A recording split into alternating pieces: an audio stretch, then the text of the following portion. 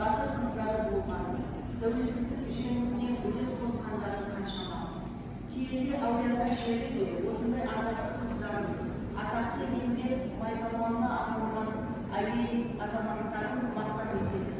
Мұсылман тарихы мен тамыры тым тереңде жатқан көне тараздың әлбетте талай әйгілі тұлғаларды бойына жинап жатқанын дәлелдеді.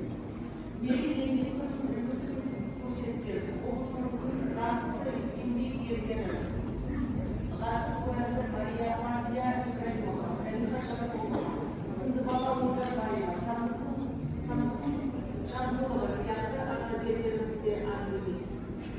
Кейінгі ұрпаққа үлгі болған осындай батыр да дана аналарымыз көкемей көші жалғаса берсін дегім келеді.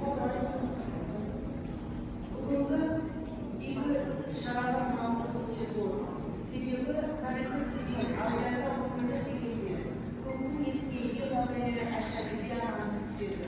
Сондықтан да Айша анамыздың кесенесі орналасқан киелі жерде анаға тағзым орталығының ашылуы бекер емес. Осындай тамаша орталық ашып, керемет шара ұйымдастырған облыс әкімі Бердібек Машбековаға үлкен алғысымызды білдіреміз.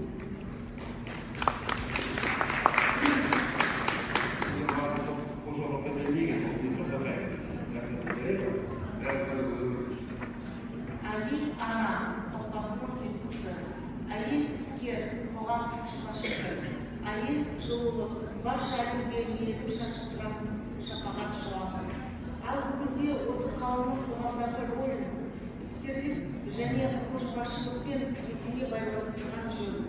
Оған себеп еліміздегі гендерлік саясаттың маңызды бөлігінде олардың алатын орнының айрықша екендігі.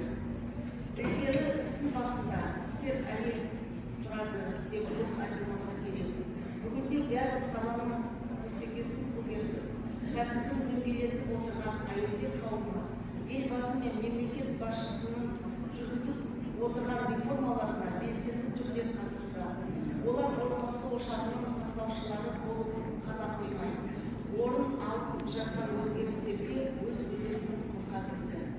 Бүгінде әйел күштерінің альянсы құрылып, іскер және үкіметтік емес ұйымдар мемлекеттік қызмет қатарынан белсенді, әрі елдің болашағына бейжай қарамайтын әйелдерден сапалы құрам жасақталды. Әлемдегі дағдарысқа қарамастан, әйелдер қауымы жаңа мүмкіндіктер арқылы шағын және орта бизнесті жетілдіруде, жаңа жұмыс орындарының ашылуына мұрындық болуда. Бүгінгідей өркениетті өркеу көтеріліп келе жатқан облысымыздағы анаға тағзым орталығында көп игі істер атқарыла берсін. Үйге еркек кірсе жылу әкеледі, бала кірсе бақыт әкеледі, ал үйге әйел кірсе жарық әкеледі дейді. Ендеше үйлеріміз әрқашан жүрек жылуына, баянды бақытқа және жарқыраған жарқыраған болу болсын. Сәттілік тілеймін.